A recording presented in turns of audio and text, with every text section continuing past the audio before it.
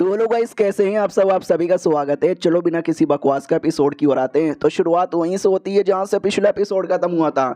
एक ही होटल में एक ही कमरे में बंद और लड़की नहाना चाहती थी। हमारा मेन कट्टा भी लग, ओ मोरे मैया, तो जाके नहाना मुझे क्यों बता रही है।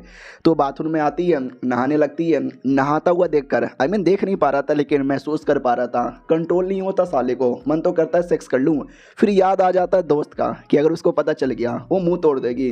तो शांत होकर सो जाता है। वो नहा के बाहर आती है और कहती है मैंने नहा लिया। हमारा मेकअप भी कहता है तो जाके सो जाना, मुझे क्यों बता रही है। तो वो सो जाती है। दोनों सोए पड़े थे, लेकिन मैडम जी को नींद ही नहीं आता। मैडम जी भी लाइक यार मैं कितनी ज़्यादा बेकार आ रहा हूँ। इनके साथ में गई, 2-3 बड़े बड़े लफड़े हो गया। एट द एंड मैंने गाड़ी से उड़ा दिया, लेकिन इन्होंने मुझे कभी किसी बात का ब्लेम ही नहीं किया, उल्टा मेरे पे एहसान किया है, काफ़ी एहसान कर दिया है। Hello hello hello mister Shah, आप सो गए हैं क्या।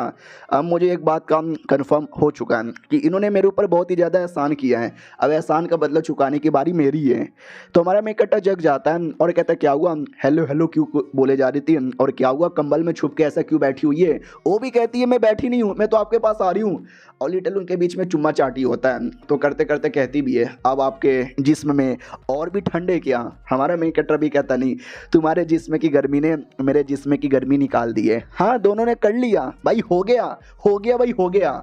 अगले दिन की बारी आती है, गाड़ी पे बैठ के निकल चुके थे। माहौल दोनों के बीच में बहुत ही ज़्यादा ऑकवर्ड सा था कि ओ माय गॉड, कल अचानक से ये भी कूद पड़ी। मैं तो हुई ठरकी आदमी साला, मैं भी कंट्रोल नहीं कर पाया, हो गया।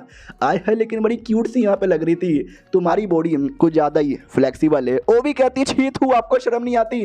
क्या मतलब फ्लेक्सिबल है, आप ये कहना चाहते हो कि तुम्हारी बॉडी इतनी फ्लेक्सिबल है कि गाड़ी के अंदर भी कर सकते हैं। नहीं मैं गाड़ी के अंदर नहीं करने वाली है। हमारा मेन कट्टा भी कहता अरे पागल, मैंने कब बोला तुझे गाड़ी के अंदर करने के लिए, चलो जल्दी से। वो भी कहती है आइए मैं आ रही हूँ। फाइनली अपने रेस्टोरेंट के बाहर आता है तो उसकी वही दोस्त आती है और कहती है कुतरे आदमी तू वापस आ गया, लेकिन गाड़ी के अंदर से दोनों को निकलता हुआ देखकर गुस्से में आती है और कहती साले तूने बोला था तू जा रहा है अपने होम टाउन में अपने भैया भाभी से मिलने, लेकिन तू किसी लड़की के साथ यहाँ पे घूम रहा था, छोड़ी पटाता है साल, रुक तेरा मुंह तोड़ती हूँ।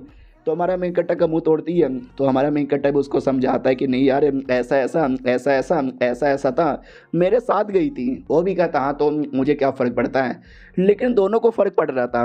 और वो वाली जो लड़की थी वो तो अलग ही सोच रही है, उसको लगता है कि क्यों मेरे दिल में ये कुछ कुछ कुछ कुछ क्यों हुआ जा रहा है यार। उन्होंने मेरे पे एहसान किया और कल रात को मैंने अपना जिस्म देकर वो एहसान का बदला यहाँ पे चुका दिया, हो गया एक एहसान का बदला दूसरे एहसान से।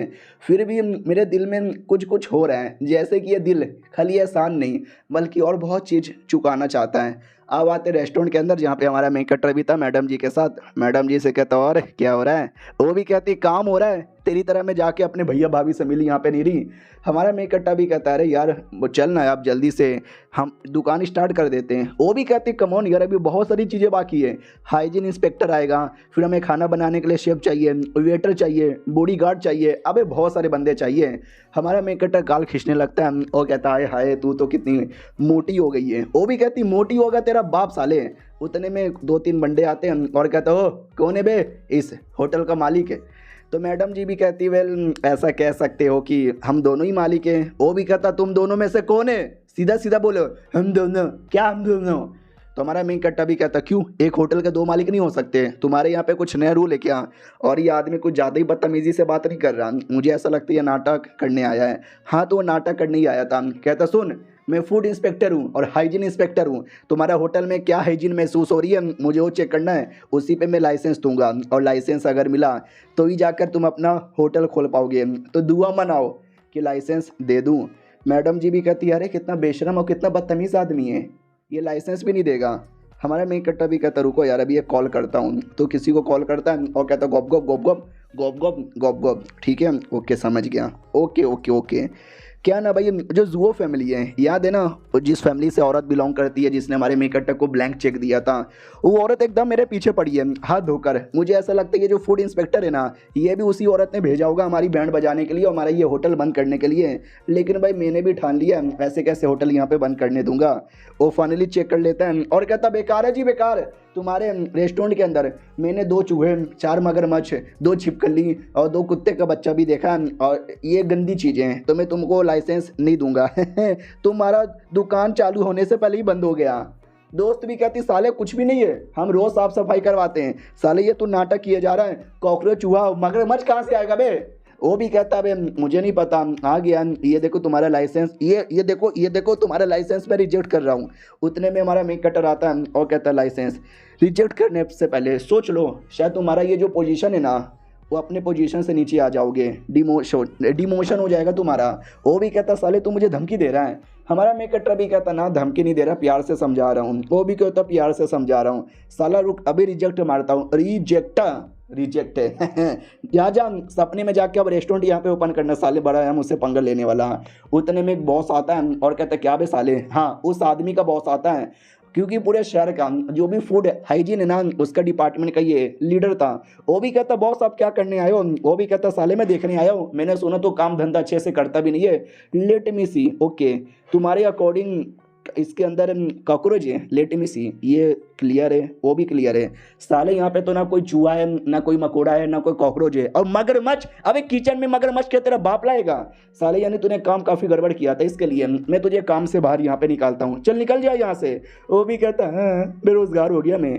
हमारा मेक कट्टा भी कहता ले मैंने तो बोला था तेरा डिमोशन हो जाएगा, साला तुझे तो काम से ही निकाल दिए। अभी मेरा ऑरा इतना हार्ड है ना, मैंने जैसा कॉल किया कि फूड इंस्पेक्टर आया है तो सालों ने फूड इंस्पेक्टर के लीडर के साथ मेरा कांटेक्ट करवा दिया और देखो लीडर ने आके बचा लिया। फिर हमारा मेक कटर उस कमीने पे और भी झूठे झूठे इल्जाम लगाता है कि साले ने धमकी दिया, बोला कि मेरे को पैसे दे वरना पुलिस केस कर दूंगा ये वो। तो क्योंकि यार ये जाओ फैमिली का आदमी है और जाओ फैमिली की बैंड बजाने का मैंने डिसाइड कर लिया है, इसके लिए कुछ भी हो जाए इसको तो छोड़ूंगा नहीं। वो भी कहता नहीं अरे मैंने थोड़ा सा फूड इंस्पेक्टिंग में नाटक किया था लेकिन मैंने और उसके अलावा कुछ भी बोला नहीं है। वो लीडर भी कहता टेंशन है लो इसको पुलिस के हवाले कर दूंगा, आप होटल ओपन करो, डेली का कस्टमर मैं यहाँ पे बनूंगा। हमारा मेक कट्टर भी कहता है या आते रहिएगा।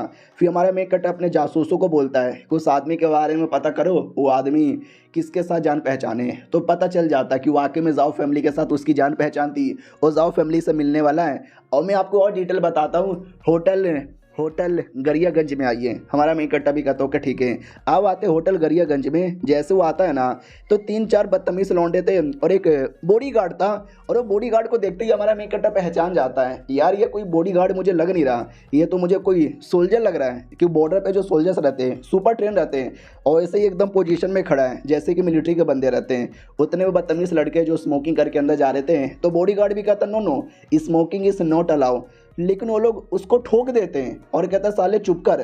लेकिन वो बॉडीगार्ड तस से मस भी नहीं होता और अपने बातों पे डटा हुआ था कि स्मोकिंग करते हुए अंदर नहीं जा सकते, सिगरेट बाहर फेंक के जाना पड़ेगा। और ये चैप्टर यहीं पे ख़त्म हो जाता है। तो मिलते हैं किसी और वीडियो में, जब तक के लिए बाय बाय।